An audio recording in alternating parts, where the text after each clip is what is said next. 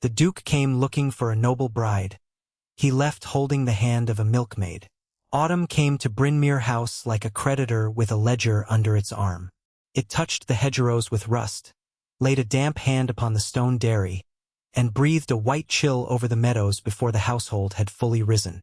In the yard behind the great house, where servants' voices kept low so as not to disturb the guests above, Eliza Wren crossed the flagstones with a dented milk pail swinging from one hand.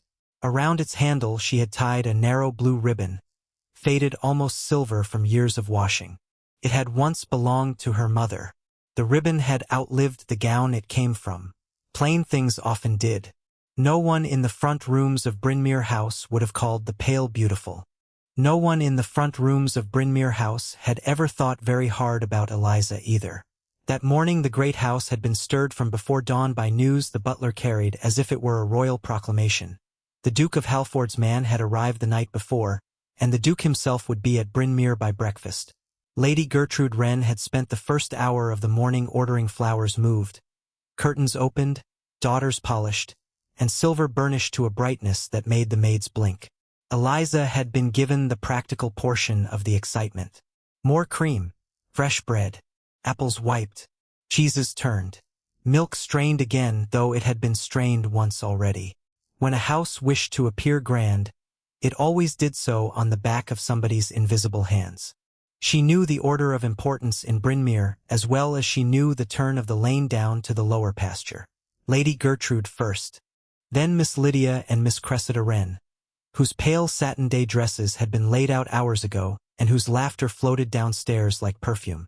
Then the paying guests, then the gentlemen who might become useful connections, then the servants who were fashionable enough to be noticed, and very near the end, where the light thinned and the names blurred, Eliza Wren of the Dairy.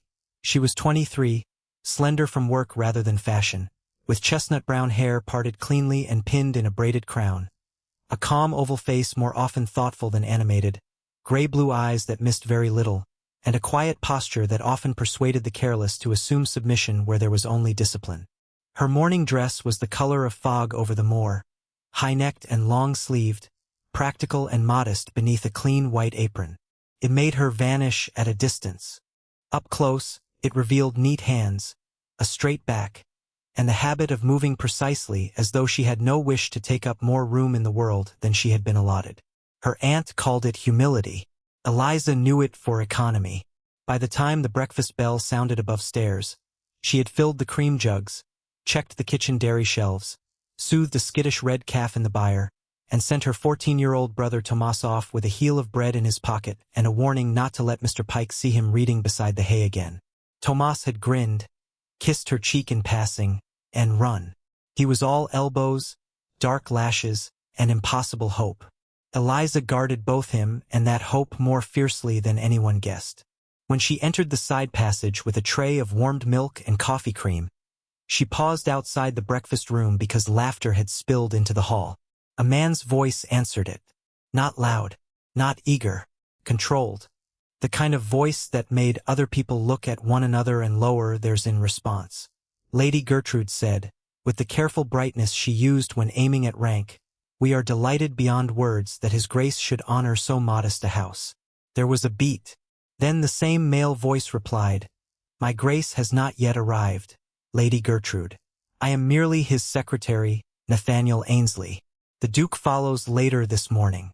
He asked that I precede him and observe what preparations may be required." Eliza would later think that the first deception of the story arrived as softly as that. No Sander, no violin estin. Only a smooth voice on the other side of a door, and a household too hungry for consequence to hear the carefulness inside it. She went in with lowered gaze as she had been taught. Even so, she saw everything. Miss Lydia sat nearest the window in pale yellow muslin that pretended innocence while advertising expense. Miss Cressida wore lilac and looked as though she had practiced the angle of her smile before the mirror. Lady Gertrude glowed with ambition sharpened almost to hunger. At the far end of the table, in a dark coat cut with excellent restraint, sat the man who had called himself Nathaniel Ainsley. He was perhaps 31, tall even while seated, broad-shouldered without heaviness, clean-shaven, with dark brown hair brushed neatly back from a serious brow and steel-gray eyes that rested nowhere idly. His face was handsome in the severe way of old Roman coins. Straight nose, firm mouth, expression disciplined almost to sternness. Yet there was weariness beneath the discipline, as though he had learned too early that power was merely another kind of labor. He ought to have looked conspicuous in Lady Gertrude's ornamented room. Instead he looked as though he had judged it and found it over-upholstered. His glance touched Eliza only once as she set down the cream. Only once. It was enough to startle her. Most men of rank looked at women like her in one of two ways. Vaguely, as they looked at doors and candlesticks, or greedily, as they looked at game they had no intention of naming honestly. This man's look did neither. Took note. That was all. A precise registering of a person, a ribbon, a careful hand steadying china. Then it moved on. Eliza left before Lady Gertrude could remember to disparage her. But later, carrying fresh butter through the back gardens, she saw the supposed secretary standing alone by the orchard wall where the kitchen path curved toward the dairy meadow. He was not admiring the roses. He was watching the lower yard where Tomas, forgetting all caution, had paused by the gate with a book open in his hand. "That boy will break his neck one day if he keeps walking and reading," the gentleman said without turning. Eliza stopped. "He generally chooses one or the other, sir. This morning seems an exception." Now he did turn, and there was the faintest shift at one corner of his mouth. Not a smile. The memory of one. "He is yours?" "My brother." His gaze moved to the book and back. Not many dairy boys hide Virgil beneath a feed sack. Not many dairy boys want to be anything but dairy boys, Eliza answered, before caution pulled at her tongue. "Tomas does. And you?" No one asked her that. Not sincerely. Not ever. She tightened her hold on the butter crock. "I want him to have the chance." The gentleman inclined his head, as if she had answered a larger question than he had spoken. Then Lady Gertrude's maid called from the terrace for Mr. Ainsley, and the moment shut like a book. By noon the Duke still had not arrived. By 1 o'clock Lady Gertrude was in a fury disguised as entertainment. By 2, the house had discovered a new amusement in being disappointed elegantly. Eliza spent the afternoon where disappointment could not reach her, knee-deep in practical necessity. She strained curds, checked the cool room, and knelt in the straw beside the red calf that had taken against its left foreleg. When she murmured to it and wrapped the limb warm, she heard boots on the threshold. Mr. Ainsley stood there again, hat in hand this time, watching her coax the animal with a patience that did not ask to be praised. "Do you always do the surgeon's work as well as the dairy's?" he asked. "Only when Mr. Pike is too proud to ask for help." "And is he?" "Frequently." There it was again. That almost smile, gone before it could alter the severity of him. Then Lady Gertrude's voice carried from the yard, sharp as snapped thread. "Eliza, when you have finished playing saint to livestock you will come inside. Sir Percy has asked for a word." Something in Mr. Ainsley's face hardened at once. Eliza rose, wiping her hands on her apron. She knew Sir Percy Hale. County gentleman. 40 if he was a day. Small eyes, pink fingers, a laugh that stayed on surfaces. He had looked at the dairy with more appetite than he had ever looked at the cows. "I am occupied," she called back. Lady Gertrude appeared in the doorway, all silk and offended gentility. "Occupied? You forget yourself. Sir Percy does you honor." The gentleman by the stall did not move, yet the dairy felt suddenly narrower. Eliza kept her gaze level. "If Sir Percy desires fresh milk, I can send some in." Lady Gertrude's nostrils flared. "Do not be insolent in front of guests." The word guests hung between them like a warning. Or a plea. Lady Gertrude cared little what was done to Eliza in private. In front of an observant stranger, she desired theater with better manners. When she was gone, Mr. Ainsley spoke quietly. "Are you often summoned in that tone?" "Often enough to know that disobedience generally increases its volume." He looked at the calf, the pail, the blue ribbon, the thin strip of sky beyond the doorway, then back at her. "And yet you stay." Eliza glanced toward the hill where Tomas had vanished. There are reasons to stay in unpleasant places. His eyes sharpened at that, as if some private arithmetic had just begun. Yes, he said, there are. That evening, while Brynmir's drawing room shimmered with candles and frustrated aspiration, Eliza discovered how quickly the future could be bartered over a woman who was not invited to speak in it. She had gone into the still room for cloves Lady Gertrude insisted must be added to the mulled wine because important men expected spiced hospitality in October. The still room sat behind a narrow green baize door near the morning parlor. Voices carried strangely there. Sometimes a whisper would vanish. Sometimes a murmur arrived as clear as church bells.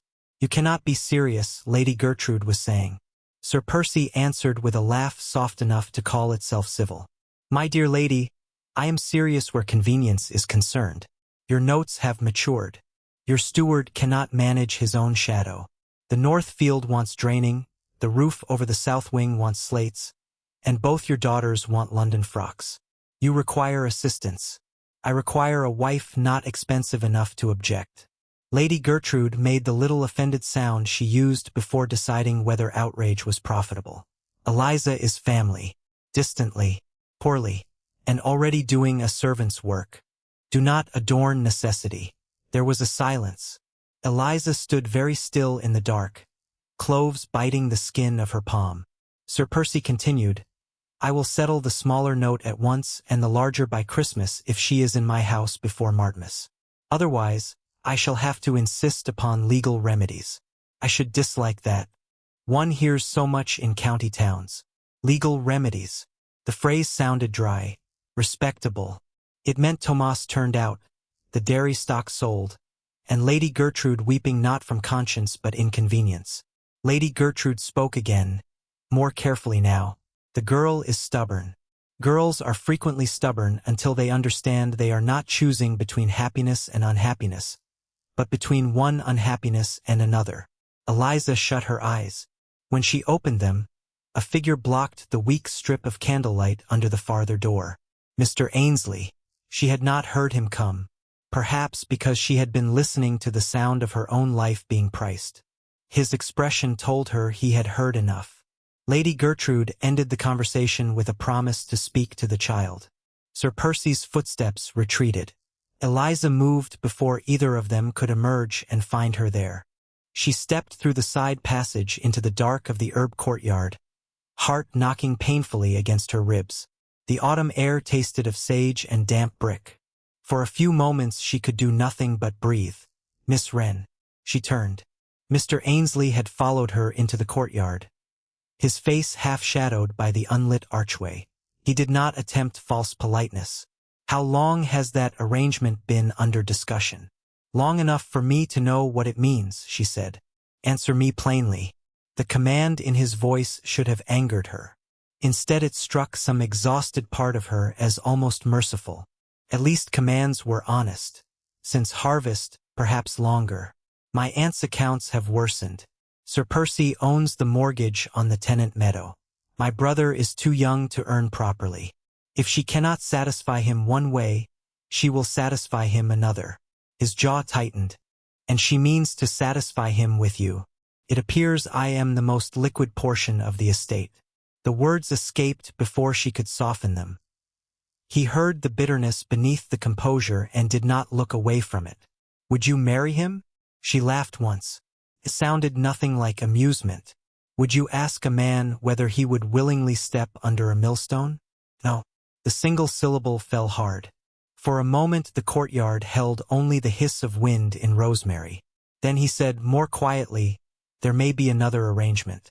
Every lesson of her life warned her against those words from a powerful man. Another arrangement usually meant the same trap with better upholstery. Her back straightened. If this is where you become kind at my expense, I should rather we end here. Something changed in his face then. Not offense. Respect, perhaps, edged by pain she did not understand. No, he said. Not at your expense. Listen to me. He took one measured step nearer, careful not to crowd her. The Duke of Halford does indeed require a wife before the close of the year. There are legal conditions tied to the succession of certain estate powers and the trust governing his late father's improvements. If he fails to marry, authority over several tenant properties will pass temporarily to a collateral cousin. The cousin is an able man in the narrowest sense. He is also ruthless, speculative, and likely to sell leases, displace workers, and strip the land for short gain. Eliza stared. The language was of a world above hers, yet the meaning translated itself. Men with titles could decide whether whole villages ate in winter. Why tell me this? She asked. Because the Duke does not, in fact, need a decorative bride. He needs a capable one. A woman who can keep a household honest, understand an account, distinguish pride from value, and care whether the people below stairs or beyond the stable wall are treated justly. Her gaze sharpened. And you think I know such a woman? I think I am speaking to her. The courtyard went still. Eliza had spent years learning not to lean toward praise. Praise was often bait. Yet his tone held none of that sweetened falseness she mistrusted. It was severe, almost unwilling, as though truth cost him something and he had decided to pay. You scarcely know me, she said. I know enough to continue. The Duke would offer a marriage of clear terms. Your brother's education secured. Your aunt's immediate debt to Sir Percy redeemed. The dairy workers retained through winter. A portion settled upon you independently for your personal use. You would be received as his Duchess and Mistress of Halford House. In return, you would consent to the marriage promptly, keep the dignity of your station, and help stabilize a household that has not had a mistress since his mother died. The world seemed to tilt very slightly off its familiar axis. You are proposing that the Duke of Halford marry a milkmaid, she said. I am proposing that he marry the woman most suited to what he actually needs. His eyes did not leave hers. The rest is vocabulary. She should have been insulted by the practicalness of it. She was a little, but beneath that rose another sensation more dangerous because it resembled hope. And what does this invisible Duke offer by way of honesty? She asked. If a bargain is to be struck, let it be struck in daylight. His look deepened. For one instant she had the strange impression that the daylight she requested stood directly before her, and was considering how much of itself to reveal. Ask your terms, he said. She blinked. My terms? If you refuse, refuse with all the facts. If you consider it, do so as a person, not cargo. Ask what must be guaranteed. No one had handed her a negotiation before. She felt clumsy taking it up. But Tomas's face rose before her. Then Sir Percy's fingers drumming on polished wood. Then the dairy accounts she had hidden in her apron last week because Lady Gertrude would have called them ugly instead of urgent. My brother, she said first. A proper education, not charity dressed as one. Something he may build a future on. Granted. The dairy girls keep their places through winter, and old Mrs. Bell is not turned off the cottage she has held these 20 years. Granted. My aunt's debt to Sir Percy is paid in full, but no money is put in her hands to be squandered again. Granted. She hesitated, then lifted her chin. And if the Duke should discover he dislikes what he has purchased? His expression altered sharply. He would not have purchased you, would he not? The question landed. She saw it land. After a moment he said low and exact no. He would have entered a contract with a woman whose consent matters. If ever he forgets the difference, he is not fit to be obeyed. There were men who could speak nobly and mean nothing. There were also men who spoke like this only because the words had been forged against something inside themselves. She did not yet know which sort stood before her. When would this happen? She asked.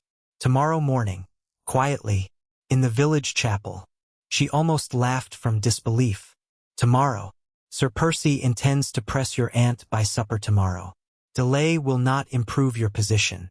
He was right. She hated him a little for being right. He reached into his coat and drew out a folded paper.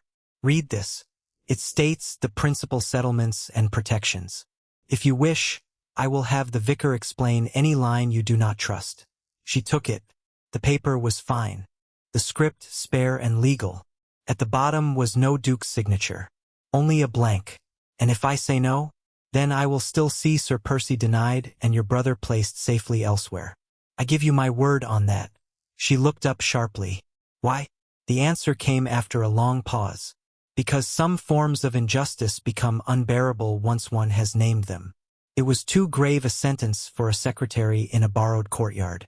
She went to the dairy loft that night with the folded terms in her bodice and sleep nowhere near her. The moon stretched pale bars across the planks. Tomas, sleeping in the little room off the harness passage, breathed the easy breath of a boy not yet told his life may be exchanged for solvency. Eliza lit one stub of candle and read the paper again. Then again. It was a contract, cold in places, generous in others. She could see the hand of a man accustomed to command. Yet there were clauses no ruthless gentleman would have bothered to include: personal allowance paid directly to the wife, explicit continuation of wages for dairy workers, a right to private correspondence, an annual educational fund vested beyond interference. Someone had thought not merely of acquiring a woman, but of securing her edges against being consumed. She wondered, not for the first time, who the Duke of Halford truly was. At dawn she took the blue ribbon from the pail handle, wound it around her wrist, and went down to the lane where mist still clung low over the grass. Mr. Ainsley was waiting by the ash tree beyond the dairy wall, hatless, as if he had not slept either. "Well?" he asked. Eliza's throat felt raw. "I will do it." Nothing in his posture shifted wildly. Yet she saw the breath leave him, saw the weight of something invisible resettle on his shoulders. "On the terms stated," she added. "On the terms stated. And I want one thing more. Name it. No lies after the wedding. None that matter. If I am to walk into a life that can swallow me whole, I will not do it blind a second time." His gaze held hers. The dawn was colorless between them. "You have my word," he said. She did not yet know how dangerous a promise could be when made by a man already standing inside a lie. The wedding took place so quickly that even the village seemed uncertain whether to ring for it. The chapel sat low among yews, smelling of stone, old prayer books, and cold wax. Eliza arrived in her plainest decent gown of dove-gray merino, long-sleeved and high at the throat, her chestnut hair braided more neatly than usual because her hands required occupation. Tomas stood beside her looking fierce enough to challenge the archangel over the font. The vicar cleared his throat more than was necessary. A gentleman from Halford signed papers at the back with the efficient discretion of a man paid not to remember feelings. Eliza kept glancing toward the door. When it opened, she expected a stranger.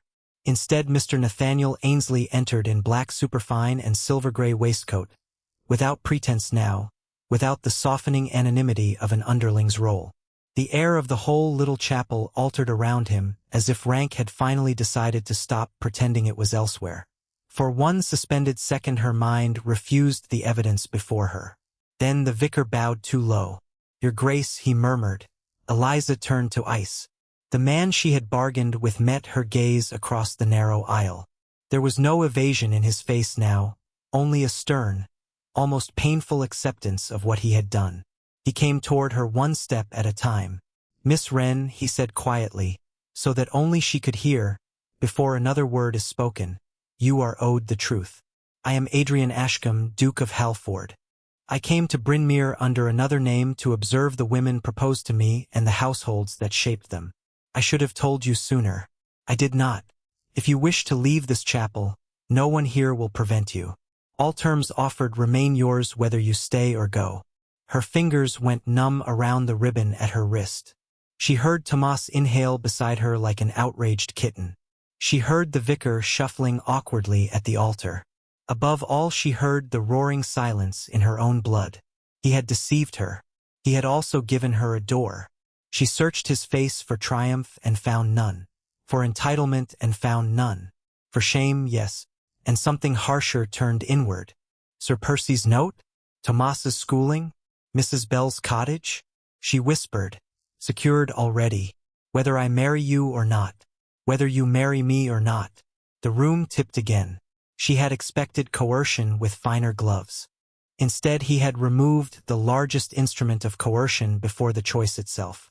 "Why?" she asked. A muscle moved in his jaw. "Because I would rather lose the estate than deserve your contempt." That was not an answer. Or perhaps it was too dangerous an answer for a church before sunrise. Eliza looked at Tomas. He was white with alarm. She looked at the vicar, at the narrow windows glazed with weak autumn light, at the altar cloth darned by village hands, at the Duke himself, standing in a chapel small enough that his title could not make him less mortal. If she walked away, she kept the protections. She also returned to a world where she would always be the girl measured for utility first and humanity second. If she stayed, she stepped into a storm whose roof was lined in guilt. Her pride urged flight. Her courage, which had never looked grand from the outside, asked a quieter question. Which road gives Tomas the larger future, and me the chance, however uncertain, not merely to survive but to matter? She lifted her chin. You promised no lies after the wedding, she said. I did. Then if I remain, you will remember that promise every day of our marriage. Every day, he said. Very well. The vicar began. Eliza scarcely heard the opening prayers. She heard only fragments. Lawful impediment. Honor. Cherish. She had no illusions about the last two words. Yet when Adrian, she forced herself to think the name, spoke his vows, his voice did not ring with boredom or condescension. It carried a gravity that made the simple sentences seem heavier than customary language should have been. When her turn came, her own voice was steady.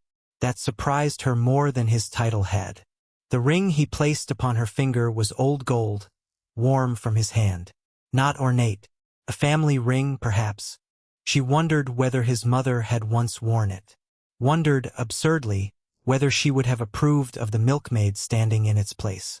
Afterward there was no wedding breakfast, no flower-strewn procession, no delighted swarm of relations. Tomas hugged her hard enough to bruise and tried not to cry. Eliza failed more decorously by keeping her eyes on the chapel floor until the worst of it passed. Adrian spoke privately with the vicar, then returned with a folded document for her and one for Tomas. The school placement, he said to the boy. A preparatory academy near Durham until Christmas. Then, if your marks justify it, a veterinary apprenticeship to follow in proper time. You may curse me later for the Latin, but not for lack of opportunity. Tomas stared at him as boys stare at lightning that has decided to discuss tuition. You truly mean it? I do not usually spend legal fees on comedy. For the first time since entering the chapel, Eliza saw the Duke do something wholly unguarded. He looked at Tomas with the faint, dry kindness of a man who had once been a clever boy among adults and remembered the loneliness of it. Their journey to Halford Abbey began before the village had properly learned she was married. Brynmere House received the news by messenger after the carriage was already miles away. Eliza imagined Lady Gertrude's face and felt no triumph, only a tired emptiness, as though a house she had inhabited in pain had vanished behind her before she had gathered the strength to hate it well. The ducal carriage was large enough to house discomfort with ceremony. Adrian sat opposite her in dark traveling clothes, one gloved hand resting on a leather portfolio, the other occasionally tightening on the strap beside him whenever the road lurched. He seemed to believe silence would be the most honorable offering. For the first hour she was grateful for it. Outside, the countryside rolled past under low cloud. Stubbled fields, black hedges, villages pressed close against church towers and weather. Inside, the new gold ring on Eliza's finger felt both too warm and too heavy. At last she said, "How long had you intended to keep your identity from me?" He answered at once, as though he had been waiting under sentence. Until the chapel door. No longer. I had told myself that delay would give you freedom to refuse the Duke rather than the man presenting terms. That was only part of the truth. The fuller truth is less flattering. I wanted to see whether you would choose the bargain if it came from a position you believed lower than mine. To test whether I was a fortune hunter? His gaze did not flicker. Among other things, she turned toward the window. You might have discovered more efficiently that I have never had the leisure to hunt fortune. The word struck clean. After a moment he said, yes, no defense. No y la verdad te explanación. It irritated her almost more than argument would have. If you observed so much, she asked, still looking at the blurred line of trees, what precisely did you see at Brynmere that recommended me for ducal employment? He was silent long enough that she nearly thought he would refuse.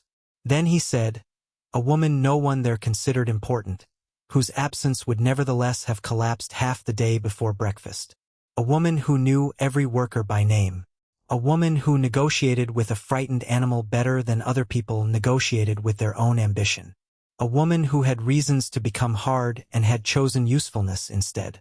She slowly faced him again. Those were not the observations of a man selecting decorative china. He went on, his voice lower. I also saw your brother reading Virgil beside a gate and understood at once that if I wished to know your character, I ought to measure the future you were trying to buy for someone else. Eliza looked down at her hands. The carriage rocked on. By the time Halford Abbey rose out of the dusk, she had learned enough to be both steadied and unsettled anew. The great house stood upon a rise of dark stone above a broad sweep of parkland, its long windows already lit, its chimneys ribboning smoke into evening. It was not showy like certain noble houses. It was older, more self-possessed, the sort of place that expected to outlast everyone's feelings. At the top of the steps waited a butler whose expression had once been carved, then taught to speak. Beside him stood a line of servants arrayed in practiced stillness.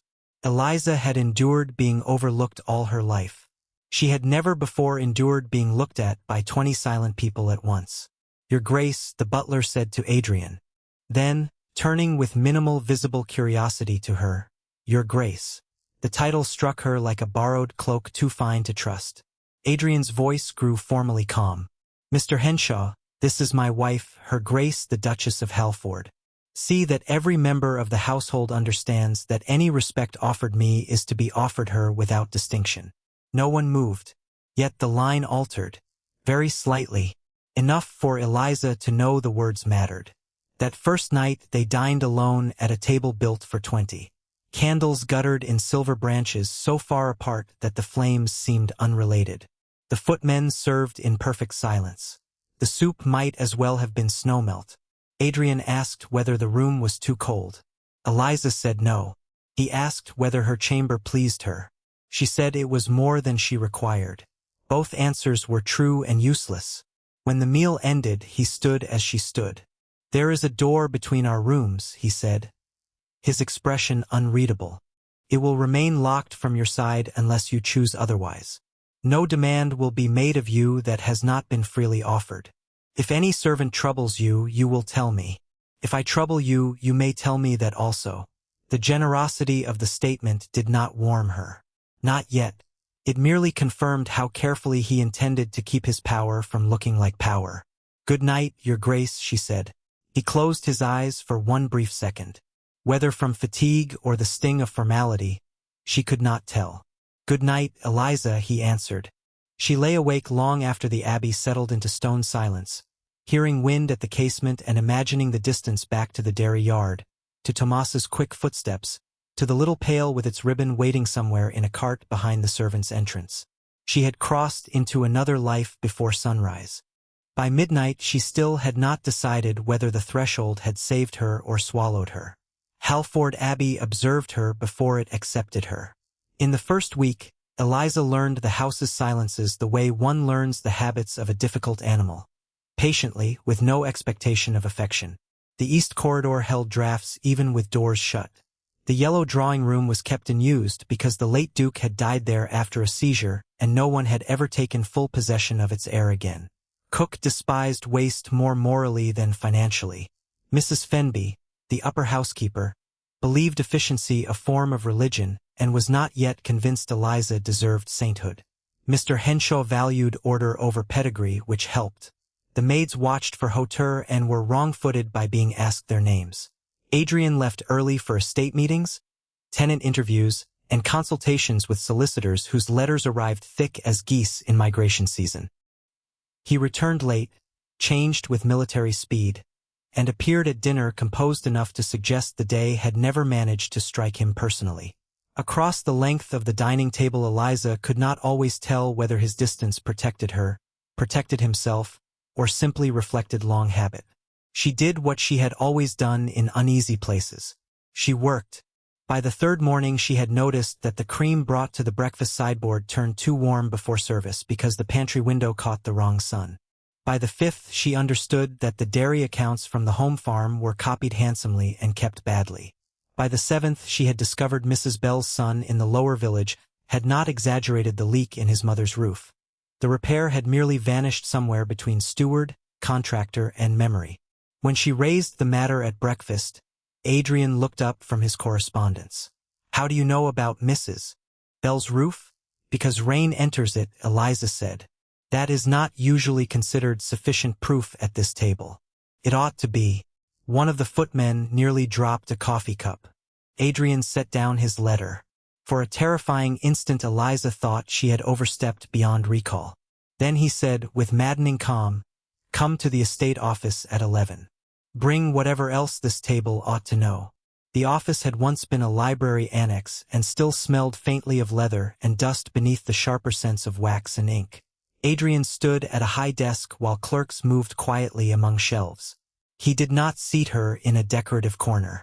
He cleared a place beside his own papers. "Show me," he said. So she showed him. Not all at once.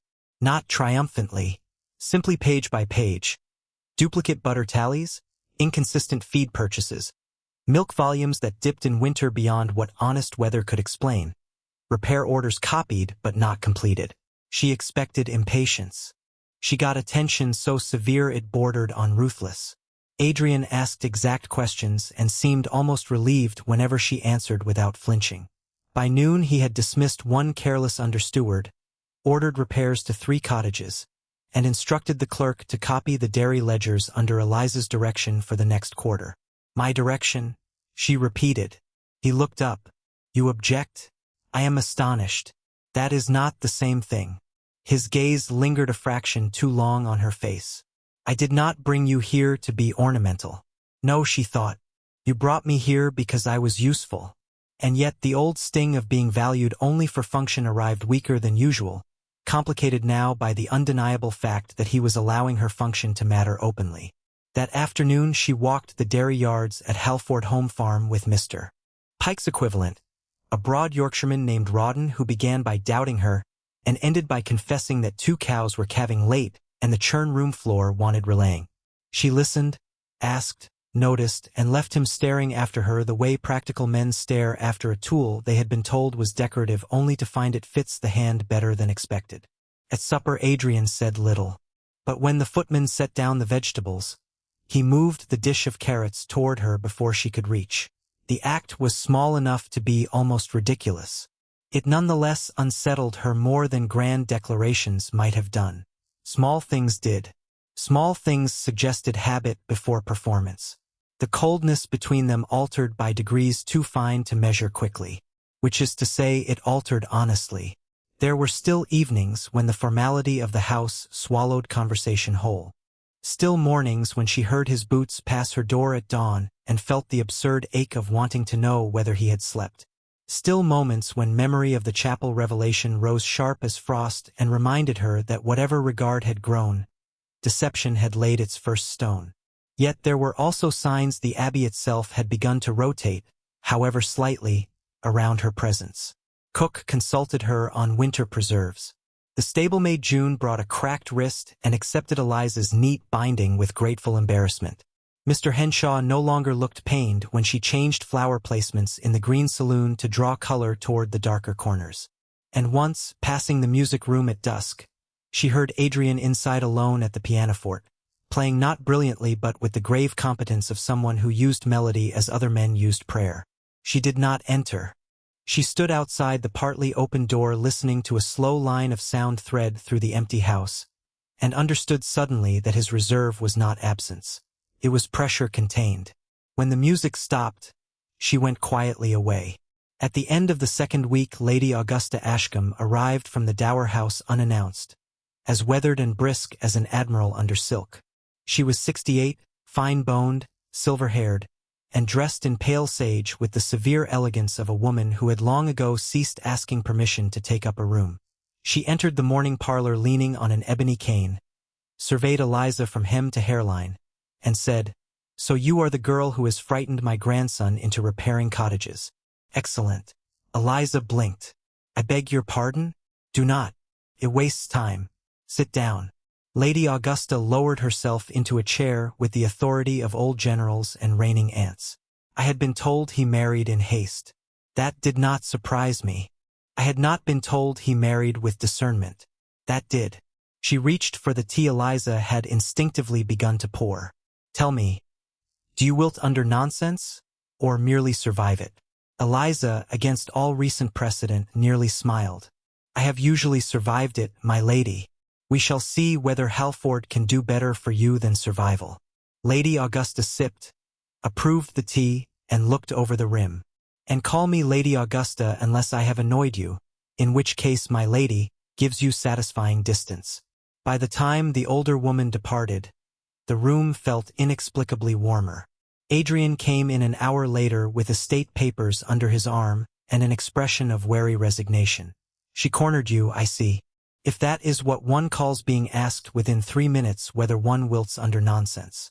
A breath of laughter escaped him before he could check it. Eliza stared.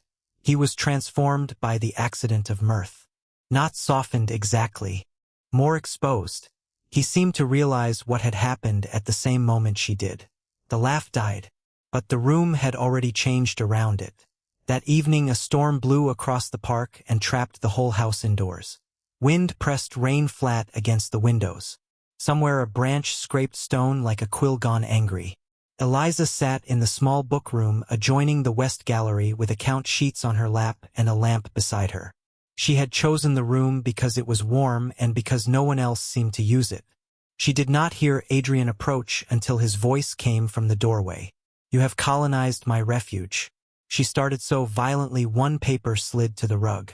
He crossed at once to retrieve it, then paused over the figures. Butter yields? Your churn temperature is too high on Wednesdays. The cream sits too long before second turning because the kitchen requires the morning maid for silver duty. He looked from the page to her face. Is there anything in this house you cannot see? The question ought to have flattered. Instead it went through her oddly, because once in another life no one had seen her at all. A great deal, I expect, she said. He set the paper down with unusual care. Not from where I stand. The silence that followed was different from their earlier silences. Not empty, charged. He took the chair opposite. Not the one at the far hearth. Not one across an ocean of polished wood. Close enough that lamplight could reach both their hands. They spoke first of accounts, then of cows, then of how his late mother had ordered every ash tree on the south ridge kept because she said wind sounded kinder moving through ash than through elm. Eliza told him the blue ribbon on her pail had come from her mother's one good Sunday gown, cut into strips after the bodice wore through. She hated waste, Eliza said, but she hated ugliness more. So she tied beauty to useful things. Adrian's gaze rested briefly on her wrist where the ribbon, now retied there after the wedding, flashed dull blue beneath her cuff. That sounds like wisdom, he said. It sounds like poverty refusing surrender. He looked at her a long moment. Perhaps those are sometimes the same thing. When he finally rose, the storm had begun to pass. He stopped at the door without turning. If you find the large dining room oppressive, he said, as if discussing drainage, you may alter the breakfast arrangement as you please. Then he left her with a heart too wakeful for account books. In the days after the round table appeared, Eliza found that intimacy often arrived disguised as administration. Adrian began leaving a second pile of correspondence beside her plate at breakfast. Not the ceremonial letters, but the vexing ones, the ones involving wages, repairs, subscriptions, and practical questions no fashionable duchess was expected to enjoy. The first time she answered 3 in the margin with sharper economy than the steward had proposed. He read her notes in silence and then signed below them without changing a word. It should not have felt romantic.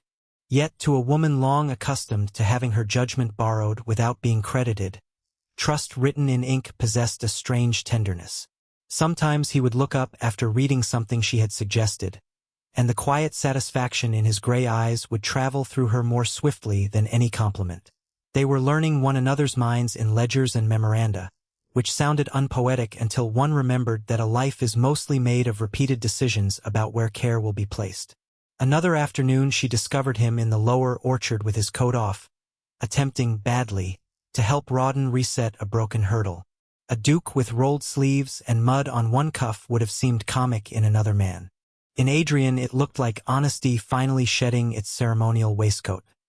He accepted correction from the farmhand without offense and from Eliza without pride.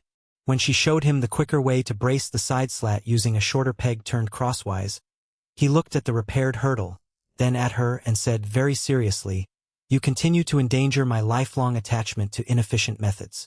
She answered that inefficiency was often only arrogance wearing boots. He took the rebuke like a man receiving a jewel, and for the rest of the walk home she was absurdly conscious of the fact that his laughter carried farther across a field than it ever did in a ballroom. Eliza did not alter the breakfast arrangement the next day. She altered the entire grammar of it. The formal breakfast room at Halford was designed for ceremony rather than appetite. The long mahogany table might have seated a parliamentary committee, a bishop, and several strategic grudges. It made two people look like adversaries even when they were merely passing marmalade. Eliza had hated it from the first morning. Adrian, she suspected, had hated it for years and simply mistaken endurance for duty. So on the fourth day after the storm, while he was riding the lower farms, she asked Mr. Henshaw whether the round walnut table in the morning room remained sound. "The one her late grace preferred for private tea?" he asked. "That one." The butler's brows moved almost imperceptibly. "It has not been used since her death." "Then perhaps it is tired of waiting." An hour later the long breakfast table stood abandoned beneath its silver domes, and the smaller round table had been laid beside the tall windows of the morning room overlooking the herb court. Fire burned in the grate. A bowl of late pears sat at the center. Cream, coffee, eggs, and warm bread were arranged within easy reach of two hands rather than sent on an expedition across polished miles. Eliza was still deciding whether she had committed social treason when Adrian entered. He stopped on the threshold. His gaze moved first to the absent table, then to the room, then to her. Not annoyed, not amused. Struck. "I see," he said after a long moment, "that either revolution has come to Halford before breakfast, or my Duchess has grown impatient with furniture." Heat rose under Eliza's skin. "If the arrangement displeases you, it can be put back before luncheon." He stepped into the room slowly, like a man approaching an apparition he had not expected to survive. His hand brushed the carved back of the smaller chair nearest the fire. "My mother used this table," he said. There was no rebuke in the sentence, only memory. Eliza swallowed. "Then I should have asked." He looked at her fully. "No, you should have done exactly as you have done." He moved to the chair opposite hers and, after the smallest hesitation, sat.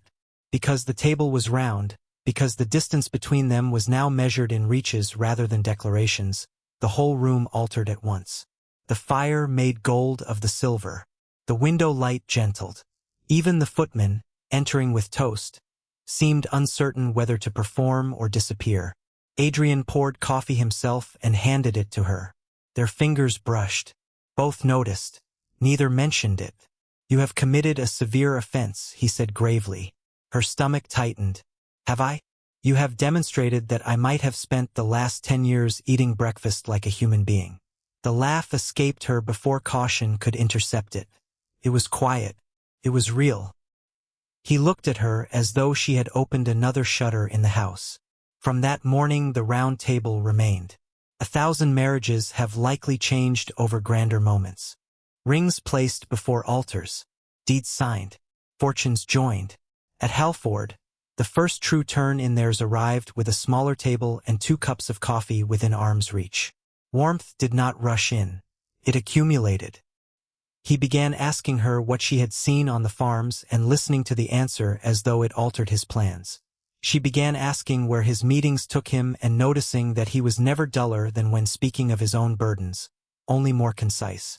Some evenings he found her in the book room and sat without ceremony beside the lamp.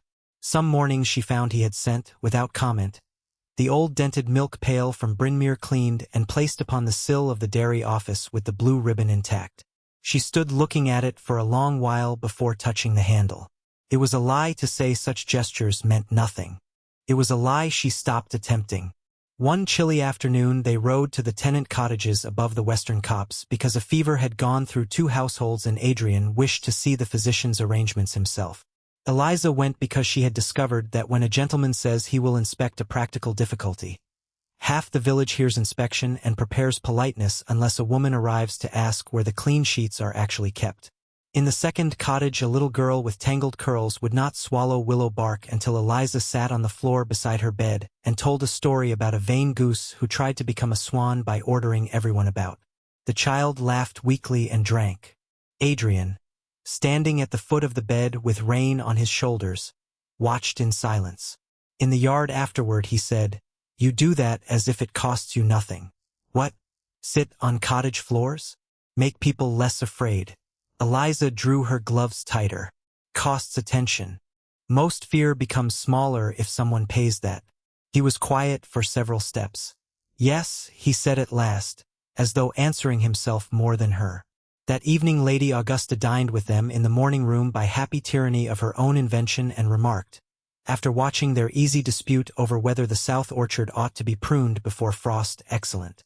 You have at last progressed from ceremonial civility to contradiction. All useful unions do." Eliza colored. Adrian murmured, "Grandmama, do not grandmama me, boy. I am not discussing your bedchamber. I am discussing whether there is enough life in this house to withstand winter." She pointed her fork at Eliza. "Keep contradicting him where required." He was indulged by tutors, feared by clerks, and obeyed too early. It damaged his conversation. Adrian closed his eyes briefly. Eliza bit the inside of her cheek to preserve propriety. Lady Augusta saw and was delighted. Later, when the older woman had retired and the servants withdrawn, Adrian walked with Eliza through the west gallery, where moonlight lay in pale bars across portraits and parquet. "You should know," he said, "that my grandmother's affection is expressed chiefly through verbal violence. Then I shall take comfort in the force of it." He stopped walking. They stood near a window overlooking the dark herb court where the first dead leaves collected in corners. "Eliza," he said quietly, "I have not thanked you." "For what?" "For making this place feel inhabited again." She could think of no safe answer, so she gave the truest one. "It never needed me to inhabit it. Only permission." His gaze deepened. "Perhaps, but I had forgotten how to grant it." She looked away first. That night, alone in her chamber, she untied the blue ribbon from her wrist and laid it beside the ring on her dressing table. The two objects had nothing obvious in common. One was old, humble, and frayed. The other was ancient gold and ducal consequence.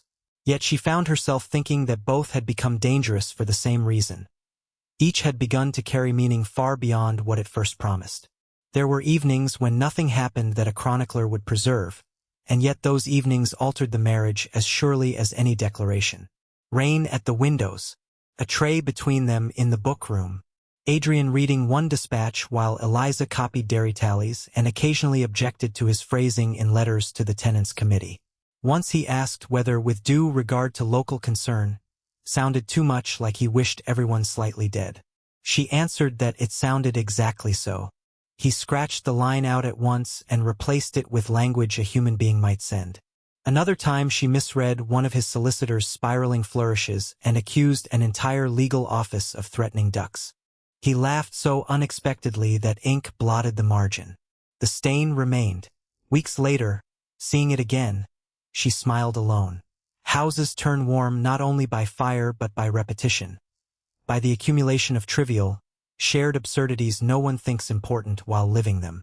When Tomas's first letter arrived, Eliza took it into the west garden to read in privacy and returned with eyes still bright from relief. Adrian saw at once and asked nothing until she offered the page herself. Tomas wrote of Latin drills, horse anatomy, an impossible amount of boiled mutton, and his certainty that one day he would become indispensable to any stable fortunate enough to contain him. At the bottom he had added a line that made Eliza sit down abruptly. "I know you gave me this road, but I think he meant it from the first." Adrian read that line and went still. Then he folded the letter with great care and said only, "Your brother has an inconvenient talent for accuracy." She wanted, suddenly and powerfully, to take his hand.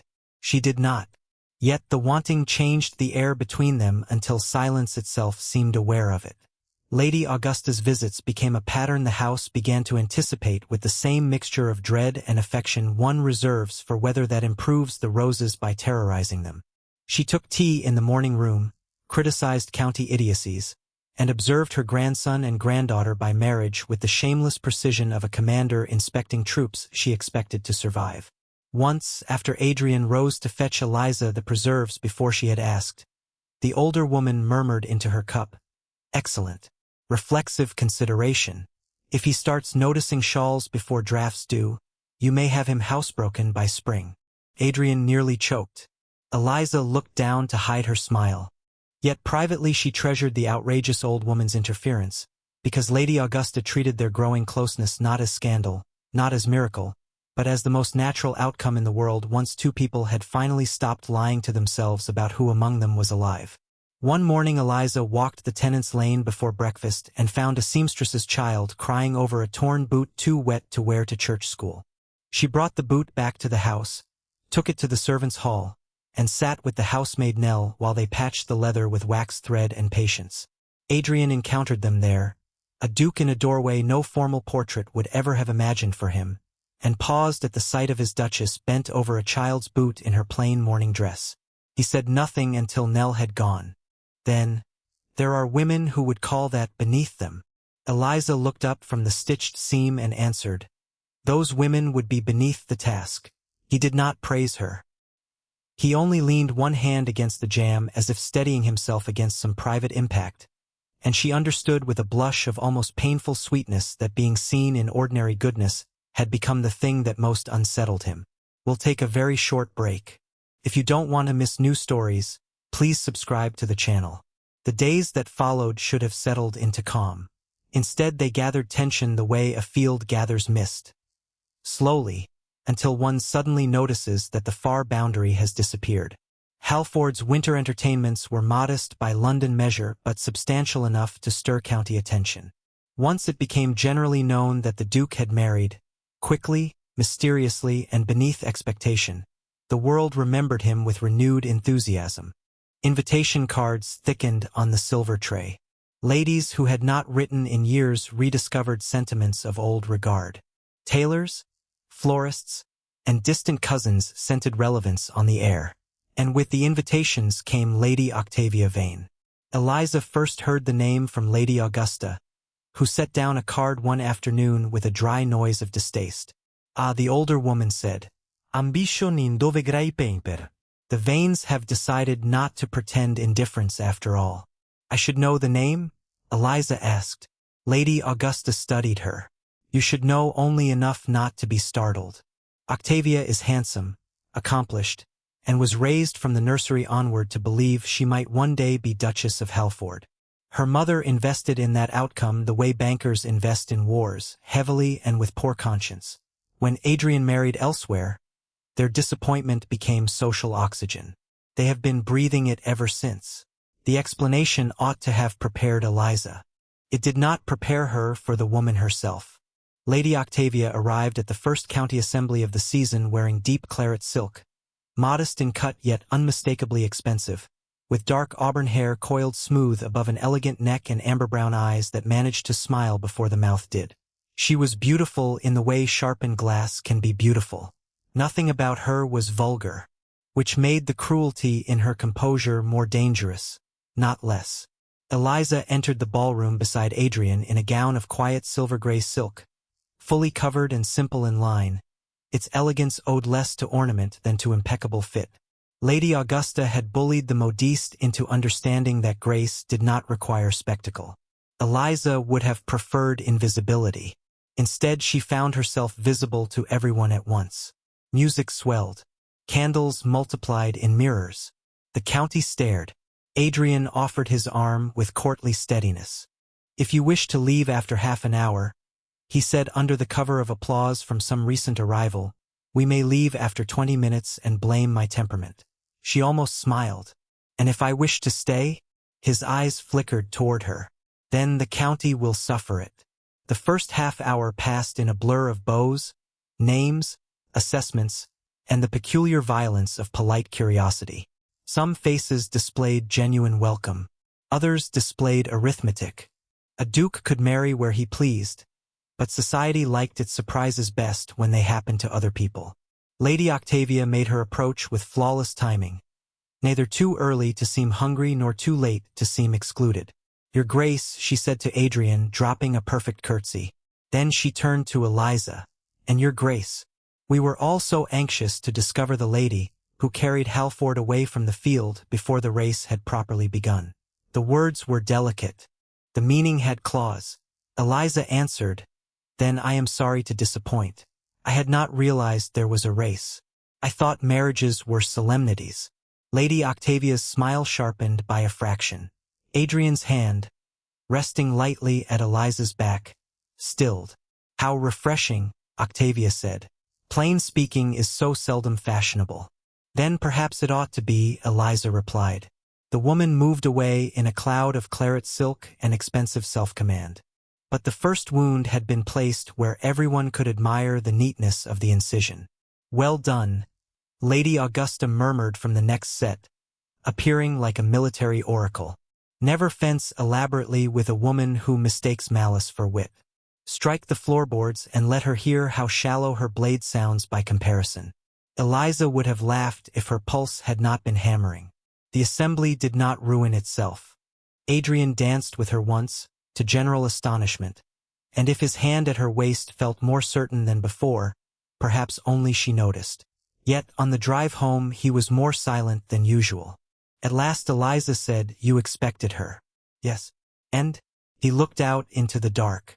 "And I had hoped she would possess more dignity than appetite." "That hope seems disappointed." "It generally is where inheritance intersects vanity." She should have let the subject rest. Instead she asked the question that had begun to trouble her since the ballroom. Was she ever promised anything? His answer came without hesitation. No. Encouraged by her mother, perhaps. Entertained by county gossip, certainly. But never promised. Eliza studied his profile in the carriage lamp. "Then why do I feel as though I have stolen a future that was displayed to her so often she mistook display for ownership?" He turned toward her fully. "Because you are kinder than she has earned. Do not make her delusion your debt." The words should have comforted. Instead they lodged like a thorn. Kindness had preserved Eliza many times. It had also made her absorb injuries as if they were simply attacks on remaining decent. Over the following weeks Octavia Vane escalated with all the patience of a strategist. At first it was no more than little things. Greetings omitted, introductions framed too carefully, compliments angled to make rusticity sound quaint. Then came stories that traveled without visible feet. One matron asked Eliza whether she truly preferred the dairy to diamonds. Another, laughing, wondered aloud whether all milkmaids made such admirable duchesses or whether Halford had discovered a special breed. Eliza held herself upright. She wore her plain colors with intention. She learned which women possessed hearts and which only audiences. She also discovered something unexpected. The county, once given time to watch rather than merely judge, could change its mind. At a harvest charity committee she corrected a foolish grain estimate that would have embarrassed the rector's wife. At a hospital subscription meeting she quietly doubled the linen order after noticing the old inventory had been copied wrong. At Halford's tenant supper she spoke with farmers' wives without condescension and with merchants' daughters without unease. People began to realize the milkmaid listened better than the ladies who had expected to be preferred. Octavia noticed that as well. It made her more dangerous. Snow had not yet come, but the land had tightened toward it. One raw afternoon Eliza found Adrian in the estate office arguing with a solicitor over a trust clause related to drainage rights on the North Marsh. His voice was even. The solicitor's was not. When the man left looking flayed by courtesy, Adrian pressed thumb and forefinger to the bridge of his nose. "I am beginning to suspect the English legal profession was invented to punish drainage," he said. Eliza set a tray of tea on the side table. "If so, the marsh has my sympathy." He looked up and the fatigue in his face eased. "Sit for a moment. If you vanish, they will bring me another man with seals attached." She sat. For a little while they drank tea and said nothing. The companionship of it was so new that Eliza scarcely trusted the chair beneath her. Then Adrian reached into a drawer, removed a folded packet, and laid it before her. "What is this?" she asked. "The final receipt for Sir Percy's debt transfer, Mrs. Bell's executed cottage security, and Tomas's first school report. He is, I regret to inform you, intolerably good at Latin and only slightly less intolerable at mathematics." Her breath caught.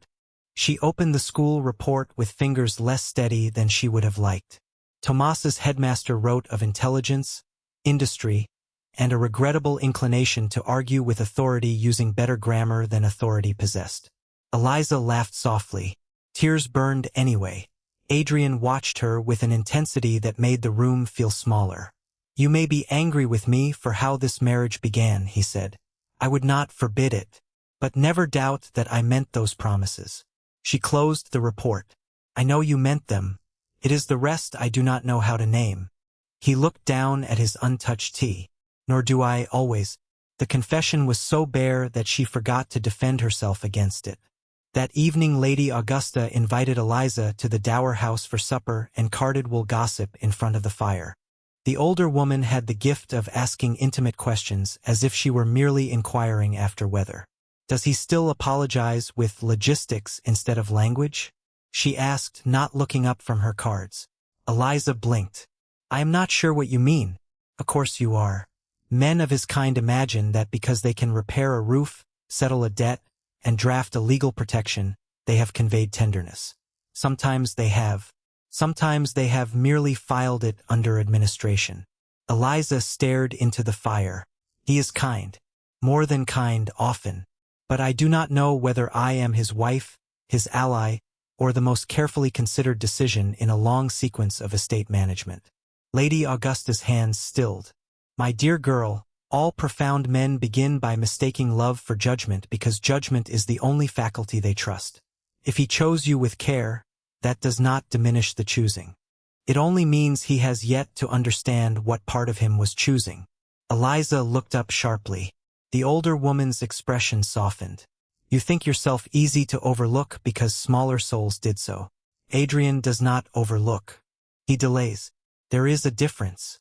Delay can be cruel, but it is not blindness." The words entered Eliza quietly and remained.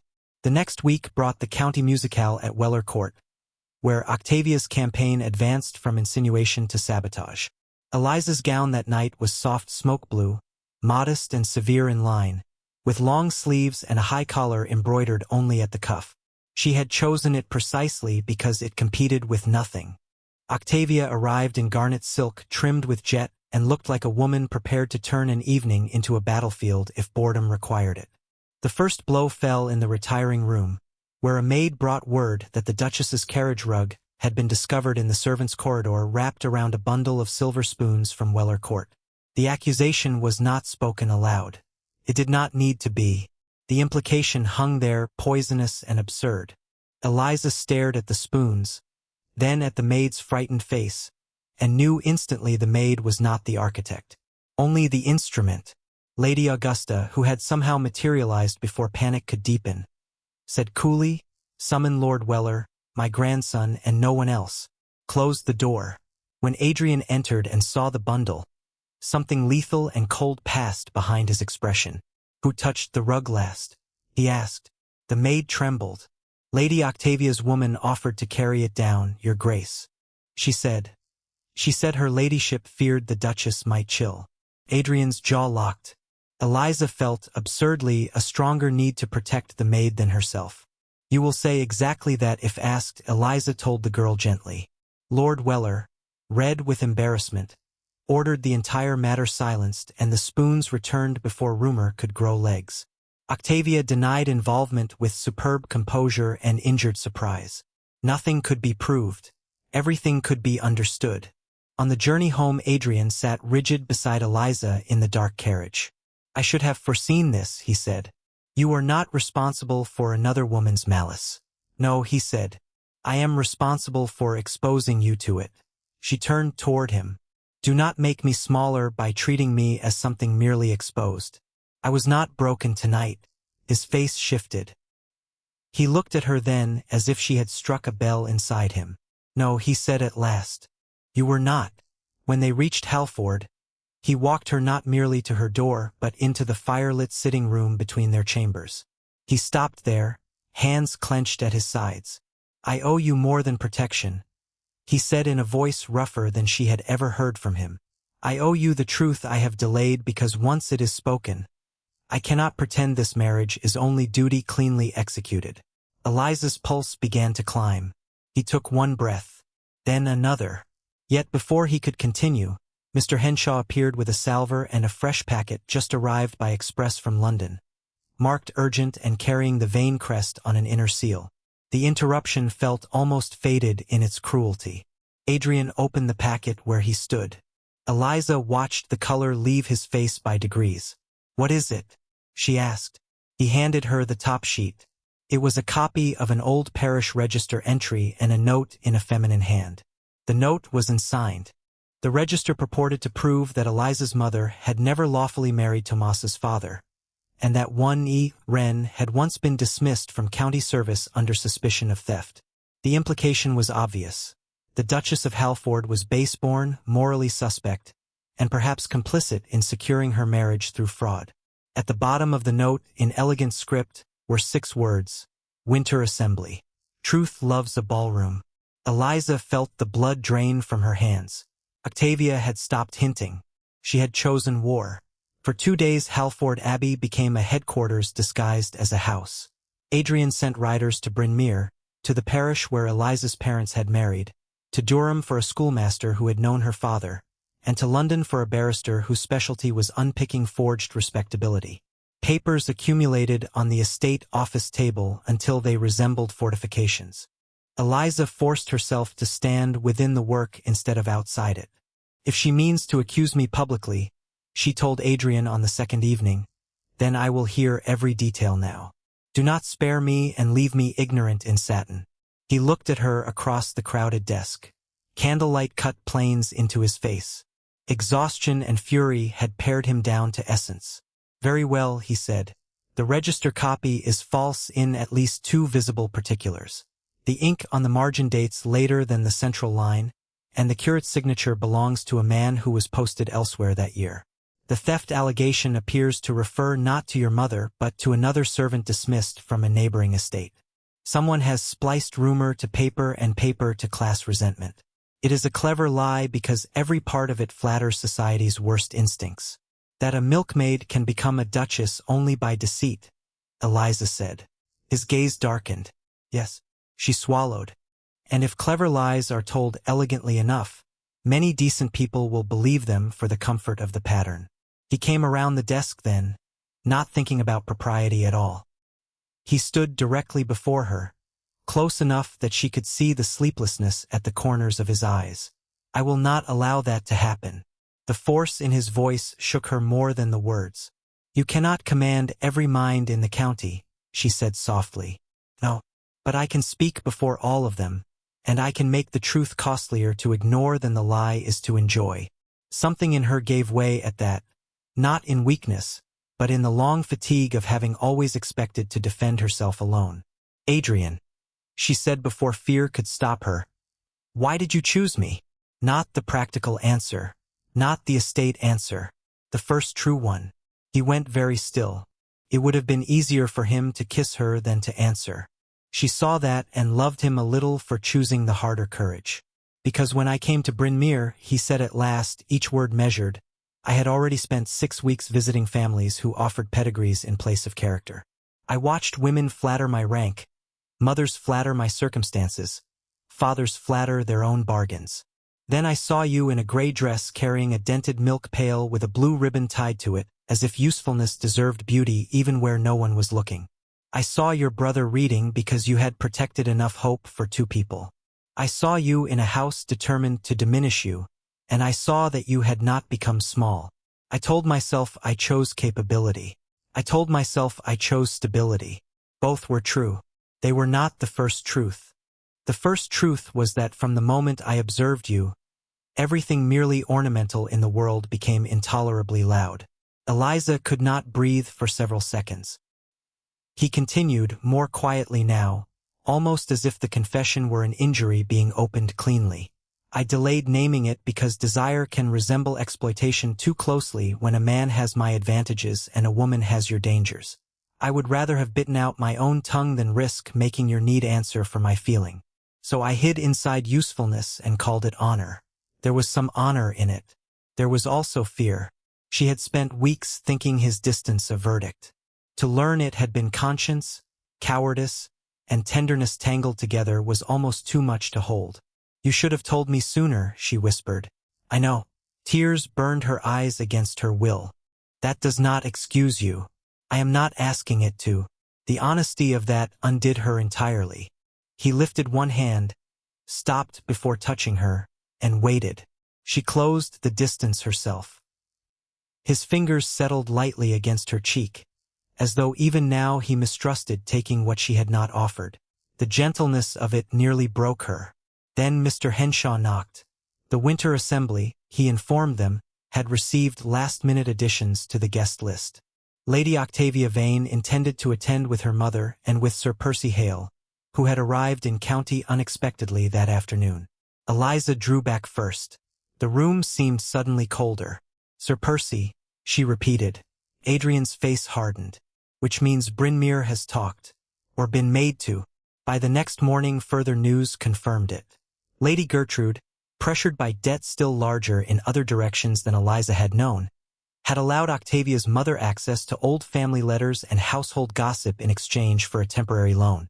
Not enough to buy rescue. Enough to buy betrayal. Lady Augusta received the report with closed eyes and then said, "Fear makes petty people hand knives to elegant devils. It does not absolve them, but it does explain the grip." That was the quality Eliza had begun to recognize in the world she had married into when seen clearly. People were rarely monsters first. They were vain, frightened, wounded, hungry, and weak. Cruelty entered through those doors and furnished itself magnificently. The winter assembly would be held in 3 nights at the town's old Guildhall, whose ballroom possessed a sprung floor, crystal chandeliers, and acoustics famous enough to carry a whisper to the wrong marriage. By county custom, everyone who mattered would attend. "Then let everyone matter," Eliza said. Adrian looked at her sharply. She stood straighter. "If she wants a ballroom, give her one. I will not hide because I was once a milkmaid. I was once a milkmaid. I am now your wife. Neither is shameful." A strange, fierce pride lit his expression. "No," he said, "neither is shameful." Lady Augusta smiled slowly over the rim of her tea. At last, she murmured, "The house sounds inhabited indeed." The night of the winter assembly came wrapped in black velvet cold. Snow had begun at dusk in thin, uncertain grains that brightened under carriage lamps and then disappeared against the road. By the time Halford's coach drew up before the Guildhall, the square beyond the steps shone white along its edges, and every arriving guest seemed to emerge from weather determined to dramatize itself. Eliza wore deep cornflower blue, chosen not for brilliance but for steadiness. The color of her old ribbon after rain, of distance made visible, of quiet things that endure. The gown was fully covered and flawlessly cut, with long sleeves, a modest square yoke softened by gauze, and no jewels save Adrian's mother's small pearl drops at her ears. Her chestnut hair was braided and coiled with austere grace. She looked neither like a milkmaid pretending at rank nor like a court beauty demanding notice. She looked like a woman who had stopped apologizing for the room she occupied. When Adrian saw her at the foot of the staircase before they left Halford, he did not speak for several seconds. "If this is disapproval," she said, "because courage occasionally required frivolity, it is very silent disapproval." His answer came low and almost rough. "It is the opposite." Now, at the Guildhall, he offered his arm. She took it. Together they entered the ballroom. The room glittered. Chandeliers scattered gold across polished floors. Musicians on the gallery platform drew the first measures of a quadrille through the warm, crowded air. Faces turned. "Conversation spent." The county had come for music and stayed, visibly, for trial. Lady Octavia stood near the center of the room in winter-white silk trimmed with silver, modest and immaculate, as though virtue had hired a better dressmaker.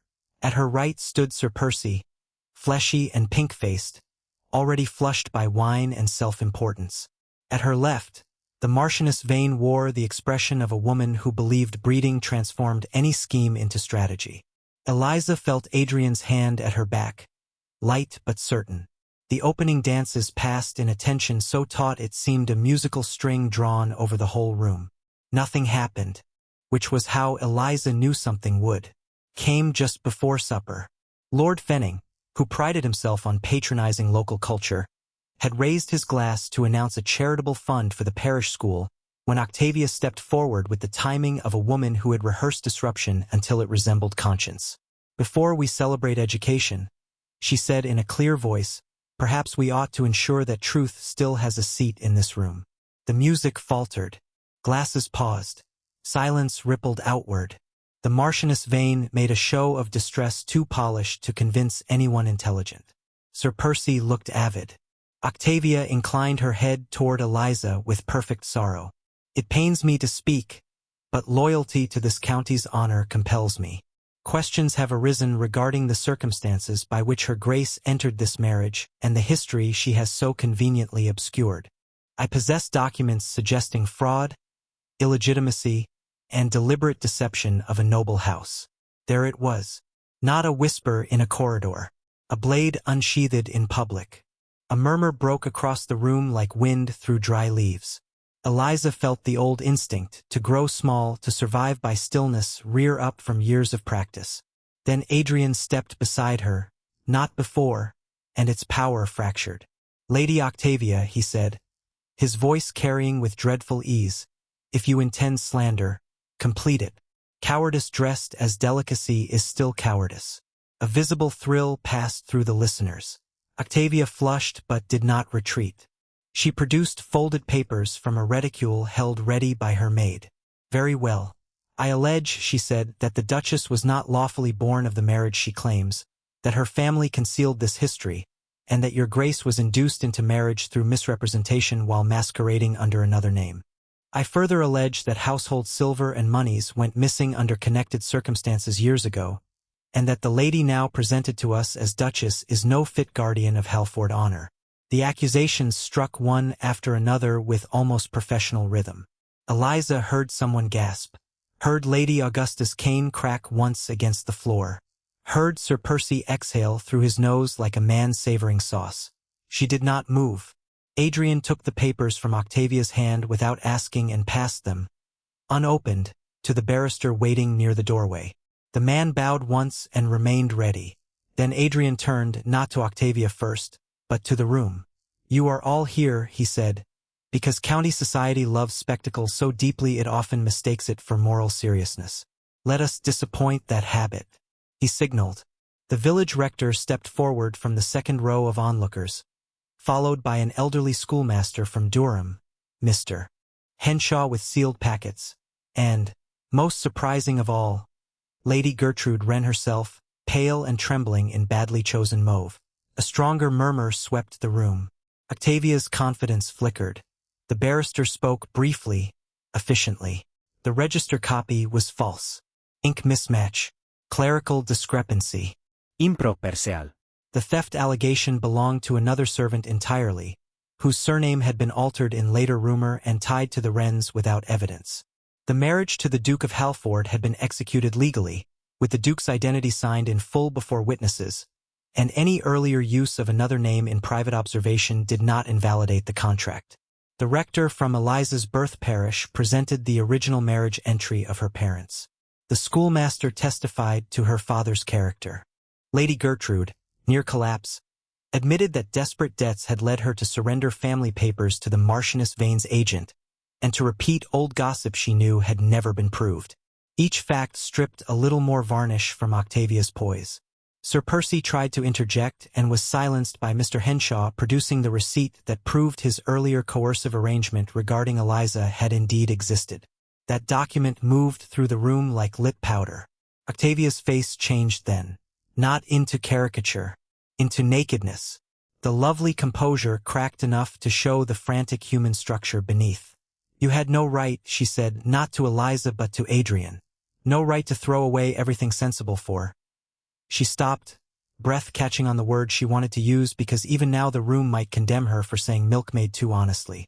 Lady Augusta's voice cut across the silence. For a woman who can stand upright while you drown in your own breeding? Do continue, child. Honesty might improve you. But Adrian lifted one hand slightly, and even his grandmother let the room obey him. He stepped forward until he stood between Eliza and the entire county, not eclipsing her, but aligning himself publicly where no one could miss the allegiance. When he spoke again, his voice changed. It lost the steel reserved for adversaries and acquired something rarer, more perilous because it was not rehearsed. You ask why I married her, he said to Octavia, though by the third word it was clear the answer belonged to everyone present. Very well. Hear me plainly. I did not choose her for a title, Adrian said. The room seemed to contract around the sentence. I did not choose her for a dowry. I did not choose her for applause at a ballroom door, or because a mother with ambitions had balanced her daughter against my name and found the sum agreeable. I did not choose her for convenience, though convenience tried afterward to hide inside the choice and borrow its shape. He turned then, just enough to look at Eliza as he continued, not performing to her, speaking through the entire architecture of the room toward the one person whose judgment mattered. I chose her because in a house where everyone else had learned the art of looking past her, she kept the day from collapsing before breakfast. I chose her because she tied a faded blue ribbon to a dented milk pail rather than surrender beauty to poverty. I chose her because her brother carried Latin into a field and hope into a life that should have had less of both, and because only one kind of woman can make that happen. I chose her because she knew the names of people from whom others took service as if service were weather. I chose her because she could quiet a frightened calf, challenge a careless account, and walk into this county's contempt without borrowing any of its methods. His voice deepened, the anaphora built like bells. I chose her not because she was easy to overlook, but because she remained wholly herself while being overlooked. I chose her not because she needed rescue, but because when I found her, I discovered I was the one in danger of becoming a man arranged entirely by duty and never corrected by truth. I chose her not because she could be made fit for Halford. Halford became fit to be lived in once she entered it. No one in the ballroom moved. Some did not seem to breathe. Adrian went on, and there was nothing cold left in him now. If any person in this room imagines rank can be dishonored by honest work, then rank deserves to be dishonored. If any person imagines lineage outweighs character, then they have mistaken storage for worth. And if any person intends again to speak of my wife as though she arrived here by fraud, ambition, or accident, let them understand this before they shape the next syllable. I knew exactly whom I married. Better, perhaps, than I knew myself at the time. His gaze shifted briefly to Octavia and the Marchioness, and pity, actual pity, appeared in it, which was a harsher rebuke than rage. Lady Octavia's grievance is intelligible, he said. She was taught, from youth, to believe that the right marriage would secure her value and her family's future. A cruel lesson, common one. But wounds do not excuse cruelty, and disappointment does not become virtue merely because it wears good silk. What was done here tonight was deliberate. It was false. It was unworthy. Octavia had gone white beneath her elegant coloring. For the first time all evening, she looked young. Not innocent. Simply frightened in the stripped way people become when the story they tell about themselves has been read aloud and judged inferior to the truth. The Marchioness opened her mouth. Adrian cut across her without raising his voice. No, this ends now. You will withdraw the slander in writing by morning.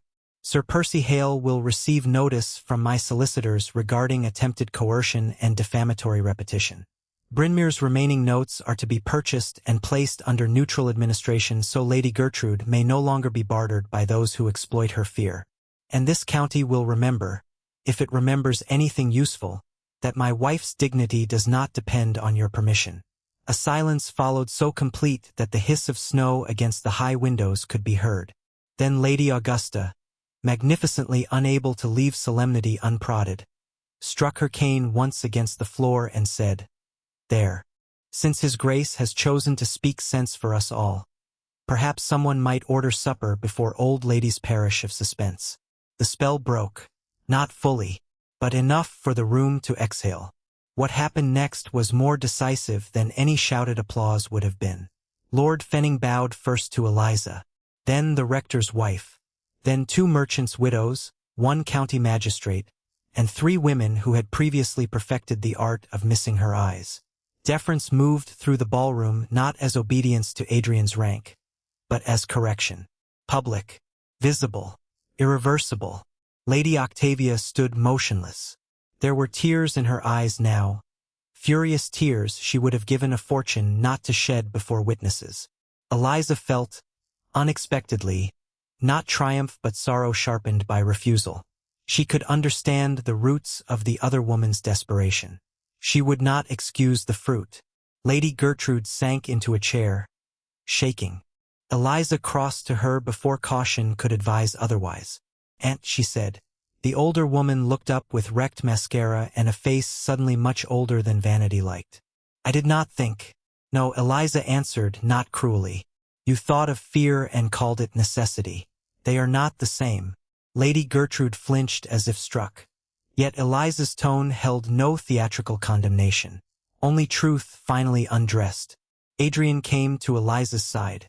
Very quietly, before the entire room, he offered his hand. Not as rescue, as acknowledgement. She placed her hand in his. The contact sent a current through her so clean and startling that every candle in the ballroom might have brightened in answer. "Will you dance with me, Duchess?" he asked. The orchestra, which had been waiting in disciplined uncertainty, raised instruments on instinct alone. "Yes," she said. They moved onto the floor while the county watched with the solemn fascination reserved for moments everyone knows will become story by morning. The dance was not technically private, yet something within it belonged only to them. Adrian's hand at her back no longer asked permission to believe in her place beside him. Her own hand in his no longer trembled with borrowed rank. Around them the room resumed its orbit. Within the circle of the dance, another world had already begun. Were all those people always so easy to silence? She murmured. "No," he said. "Tonight I simply loved you too much to be subtle." Her breath caught. He had publicly chosen her. Now, in the measured turning of a dance, he privately confirmed it in smaller language no less devastating. She looked up at him. "That is a very dangerous sentence to say to a woman who knows your drainage policies." At last. His laugh came freely, warm and disbelieving and alive. "Then I shall say more dangerous ones before dawn," he answered. They did not remain at the assembly long after the dance. Duty required appearances, gratitude, and enough composure to preserve Lady Augusta from using a dessert knife as social punctuation. But once those obligations were met, Adrian had the carriage called. Snow fell more steadily now, muting the square and silvering the horse's harness. By the time they reached Halford Abbey, the great house seemed suspended in white silence. Inside, they gave cloaks to waiting hands, dismissed the footmen, and climbed the staircase together without speaking. Not because speech had failed, but because language had been overtaken by something larger and more exact. Adrian led her not to the state drawing room or the formal gallery, but to the small morning room where the round walnut table still stood by the fire. Someone had banked the coals before they left. He knelt to stir them. Flame rose, caught, and warmed the familiar chairs, the bowl of winter oranges, the polished curve of the table that had changed the shape of their days. Eliza stood by the hearth, her blue gown holding the last reflected gold of the ballroom, and watched him set aside the poker with hands that were not entirely steady. "I had thought," he said without yet turning, "that if I ever reached the point of telling you the full truth, it ought to be in privacy and with some degree of eloquence. Tonight appears to have destroyed any chance of orderly sequencing." Tonight was not notably orderly, she agreed. He rose then and faced her. For a moment neither moved. The room held the fire's soft crackle, the far hush of snow against the panes, and the nearness of everything no longer safely deferred. "When I first came to Bryn Mawr," Adrian said, "I believed I was conducting an inspection. A sensible, distasteful, necessary inspection. By the second morning I knew I was watching one woman and arranging every other observation around the inconvenience of that fact. By the morning in the chapel, I already wanted more than the bargain allowed me to say. After the chapel, I wanted to deserve what I had taken too quickly even to name it aloud. And these last weeks. He broke off, a brief fierce line appearing beside his mouth. These last weeks I have discovered that restraint is not always honor. Sometimes it is merely fear dressed in respectable language. Eliza felt tears threaten again and was almost angry with their persistence. You hurt me, she said softly. At the beginning. In the chapel. In every day you stood 3 steps back when you wanted to stand nearer and made me wonder whether my usefulness was the only part of me welcome here. His face closed with pain. I know. I need you to know it fully, not elegantly. I need you to know that I could have borne contempt more easily than uncertainty. He crossed the room in 2 steps and stopped just before her. Then know this fully in return, not elegantly. I was a fool. A conscientious fool, perhaps, but a fool all the same. I thought if I mastered my own feeling, I would spare you pressure. Instead, I gave you loneliness and called it virtue. The honesty of it settled between them like something clean laid down after long disorder. Eliza looked at the round table, the warmed room, the old dented pail visible through the half-open door of the little office beyond, ribbons still tied at its handle. Beauty on a useful thing. Her mother would have understood the symbolism and laughed at its boldness. What happens now? She asked. Adrian's expression changed from anguish to wonder.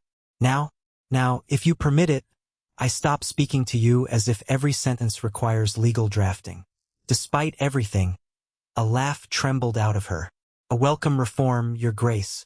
Adrian, he said. She tried the name with new steadiness. Adrian. He closed his eyes briefly as if the sound itself had reached somewhere unguarded.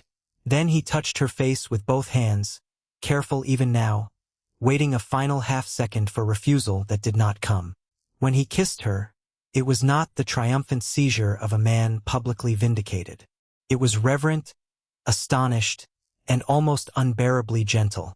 The kind of kiss that says not I have won you, but I have finally stopped standing outside the door of what I most feared to damage. Eliza rose into it with a softness that held no surrender, only answer. When they parted, their foreheads rested together. The fire crackled. Snow whispered at the windows. The whole abbey seemed to have exhaled years of old cold through its chimneys and found itself newly warm. There is one more dangerous sentence, Adrian murmured. Only one. A smile moved at his mouth. For tonight, I love you, Eliza. Not because you saved my household or steadied my estate or proved society vulgar. I love you because from the first moment I saw you, the world began dividing itself into what was false and what was real, and I have not wanted any comfort that depended on falsehood since. Her eyes filled. This time she did not resist it. Then let me be ungenerous for one moment, she whispered. Say it again. I love you. Again. He laughed softly against her hair and obeyed. By the 3rd time, laughter had dissolved into kissing, and the old loneliness of the house had finally lost the argument. By late spring, the story county people told about the Duchess of Halford had ceased to be a scandal corrected and become something else.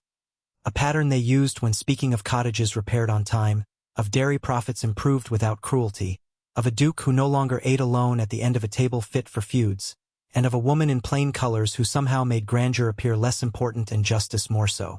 The snow was long gone. Apple blossom had come and scattered.